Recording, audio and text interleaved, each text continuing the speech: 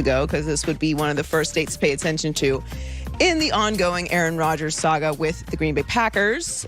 So we were going to keep an eye on if he was going to potentially opt out, but according to Jeremy Fowler, he's unlikely to go that way. So it'll be too difficult for Rodgers to make this decision now with so much time left for the season, which is what we assumed. This was probably going to be a little too premature to pull right now. We're still pretty far out from training camp and for the start of the season for him to make a decision to opt out right now, unless he was 1,000% dug in and the conversations have gone bad. The Packers have called his bluff. Yes. The Packers have said, because part of this story is people have stopped calling the Packers because they won't take the call. So the Green Bay Packers won. The Green Bay Packers said, we're not trading you, and essentially they have won. Aaron threw a little bit of an off-season tantrum and did what Aaron does, whatever, which is he has every right to do it, but the Packers won this. The Packers said, all right, don't play. We'll go with Jordan Love. We're not going to fold to you. We're not going to set a precedent, and the Packers are going to get their way. Well, they've always said that they weren't going to trade him. Right. So unless he came out very publicly and said, I'm not playing here anymore, they always had the leverage in that situation. Yeah. Until he comes out I will never play for you again. Jordan Love is your guy. Trade me, or I'm going to sit and whatever, and it's going to get really ugly. They were always going to have the leverage in that situation. Well, he had to be that violent to make something move. We know Aaron's very calculated, and he's very measured. The downside to doing what Aaron did, if the team doesn't fold, it just looks like a tantrum. That's all it looks like now is I want this, and you come begging back to the franchise. So the downside, there is risk in what Aaron did, which is get all upset. And that's why I think Aaron told a lot of his friends, quote, it's fixable. They kept saying it's fixable, it's fixable.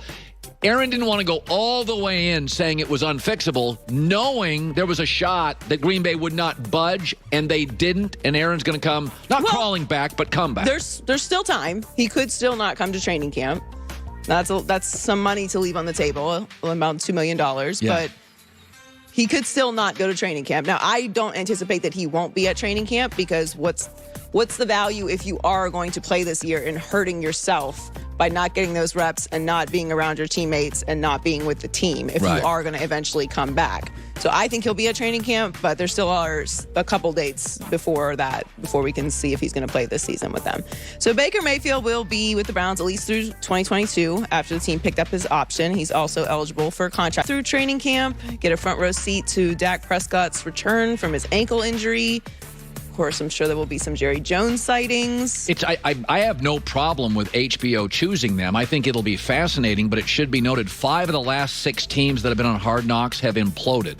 Only the 2020 Rams didn't capsize being on this show. Oh, yeah, it's never good news. No, it's like a reality show. It always ends in divorce. You can't put cameras around me and my wife and think we're going to be authentic and natural. It's just too much. Well, also, at one point or another, you're going to get used to the cameras being there and default to whatever you do at home, which is not for everybody's consumption. And that's generally what happens. It's very standard that you don't have a great season when you have a bunch of cameras and a huge production, which I've seen the production before. It's massive. Massive. There's cameras everywhere. They're interviewing people. It's a whole thing. It's an extra added distraction during the time of year when you are wanting to completely focus and build your team and find out who's going to make the roster and how your season is going to look or prepare for your season. And now you got HBO there. Personally, I love this. I can't wait for this. This is a gift. This is a gift from the sports gods. Thank you, HBO. No, it is great for us. Yes. And it's going to get me to watch it. There was a couple years ago that it was so boring. It was like a Buccaneers team that was bad. It was I didn't even want to watch it. This will get my eyeballs. Wasn't the Chargers last year? I don't even remember who last year it was the Chargers, and by the way, they underachieved, so it should be noted, no team that's been in Hard Knocks has ever gone to the Super Bowl. Now, I don't think the Cowboys are a Super Bowl team. I think they're going to be a good team. I think they're going to be like every other Cowboy team in the last 25 years. At the end of the year, you'll be like, oh, they're kind of fun to watch, but they're not special. But, this is what frustrates Cowboy fans. So what Cowboy fans, fans are fan. Fan is short for fanatic. They all think they're going to win. But the one thing that, fan bases are all cut into 2 groups. Every fan base in America, football, basketball, baseball. The grown-ups and the pom-pom waving kids who just can't handle any bad news.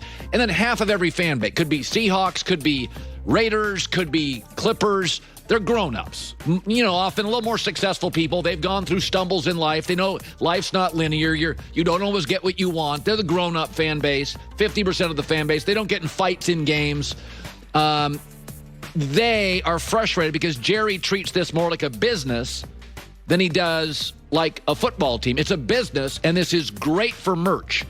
And that's what drives Cowboy fans nuts. At least the smart ones get that this is not good for winning. It's great for merch. It's great for sales. It's great for sales. It's great for content. Yes. We are definitely going to talk about it. There's definitely going to be moments. And there's a lot of interesting things outside of just Dak and Jerry. I mean, you have Zeke, Micah Parsons. What's McCarthy going to look like? Like, there's so many different storylines that is going on with this team right now outside of just Dak and Jerry, who are the faces of the organization. So we're definitely going to talk about it. But yeah, it's not usually the best news for your season. Not usually, no. So today is the deadline for NFL players to utilize the league's COVID chicken wing chain Wingstop. He got some money for it. They gave him coupons. According to an article in Sports Illustrated, he panicked when he lost his coupons for free chicken wings. That's who he is. That's his personality. I know people like that. He's frugal. So with a lot of athletes, like a Steph and LeBron, California is where they need to be. Like, that's where they need to be. It doesn't matter. You got shoe money. They're making so much money. LeBron needed to be in Los Angeles. The taxes don't matter as much to LeBron because he's not going to get these opportunities and these cozy deals and this television network. It's in his backyard. Like, it makes sense for LeBron to be here. Forget, Ohio's cheaper. Exactly. There's a reason, right? But in Kawhi's case, he's not a TV production guy. Not going to make any money on that. He's not a social media star. He's not driving major shoe dollars. His money is NBA money. 4 years, he'd lose $18 million in California. Here's another thing to think about. Health. Kawhi doesn't have 10 years left. Hell, I'm not sure if he's got 4 years left. So Kawhi's not a guy like LeBron who was an Iron Man for 18 years until he had a minor injury. Kawhi's been hurt third year in the league. These rumors are now being confirmed. Miami, Dallas coming after him. And I think Dallas fits way better. First of all, Luka is a lot better than Jimmy Butler, and I like Jimmy Butler. But Luka is 10 years younger and better than Jimmy Butler. Also, because Dallas is only a 3-hour flight from California, you get taxed for where you make your money. So he'd be in Dallas, but he could still be close enough to keep his fam on the mansion in California that he just bought. You can have the house here. You know Kawhi, Toronto. He'll live in a condo. He doesn't care. He's a loner anyway. So Luka's also, if he goes to Dallas, he no longer has to guard Luka, who's the biggest nightmare for any great defender. Anytime Luka and Kawhi play now, hey, Kawhi, you got to guard Luka. Wouldn't have to anymore. It's also perfect for Dallas. What does Dallas need? A 2. I said Porzingis is a great 3. He's a weak 2. Now Porzingis is your 3. Luka, Kawhi, Porzingis, Hardaway, that's a championship team. That is an NBA championship team. And by the way, Dallas has cap space. Miami doesn't. That makes a ton of sense. Don't kid yourself on the state tax thing. California taxes for Hollywood stars and for big business people, yeah, it's expensive, but there's so much business here that you can make an argument for LeBron. He wouldn't have these TV network opportunities if he's in Ohio. He didn't have them before. Why suddenly now you have 8 of them? Because people want to work with him. It's cool to work with LeBron in Southern California. You move here, he was told, all the billionaires line up, and they did. But Kawhi's not that kind of personality. There's no advantage for him here. Dallas, 3-hour flight away, family can still stay here. I think this makes a ton of sense. Also, and this needs to be considered as well, he can hide in Dallas. Dallas, a football town. The Cowboys run the city. Now, some players may be turned off by that. They want to go to an NBA city, the Lakers, but Dallas, a football city. That's a football town. I think Kawhi loves that. Also, he doesn't want to deal with some of the responsibilities of a 1 and the media and the glare. Luka's already got that. Luka is going to be the star of this franchise for the next 15 years. So Kawhi can hide. Kawhi can let him deal with all the media stuff. And by the way, you got an owner who talks. You got Luka who talks. So Kawhi can just kind of move to the back and be great. Makes a ton of sense to me. And by the way, the Clippers would be fine. Clippers roster is good. They'd find somebody else. Hell, the Clippers gave the Suns all they could handle without him. All right, here's another one. I should save it for next segment. And this is how much we have today. Damian Lillard and LeBron hung out yesterday